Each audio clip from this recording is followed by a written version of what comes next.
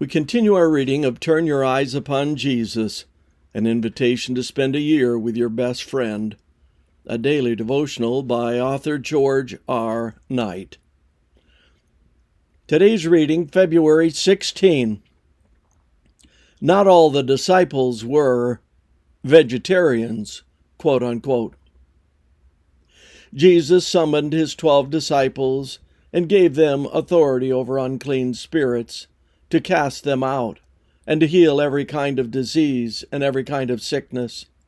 Now the names of the 12 apostles are these: the first, Simon, who is called Peter, and Andrew, his brother, and James, the son of Zebedee, and John, his brother, Philip and Bartholomew, Thomas and Matthew the tax collector, James, the son of Alphaeus, and Thaddeus, Simon the Zealot, and Judas Iscariot, the one who betrayed him.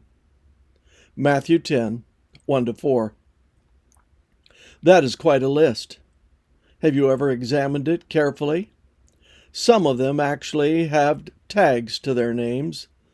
Such was the case of Judas, who would eventually betray Jesus to the authorities, who put him to death.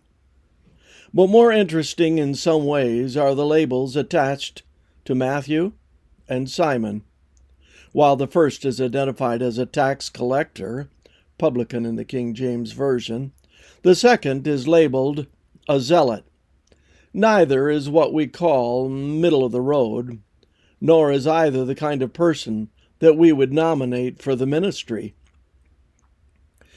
Jewish tax collectors were generally far from upright in their business dealings. In fact, they served as puppets for the hated Roman government, Jews who collected taxes for the enemy. But worse than that, any extra money they managed to collect went into their oversized pockets, and they made sure they obtained plenty of the extra kind. If a person didn't want to pay, there was always the ever-present Roman army, which had mastered all the techniques of helping people to cooperate.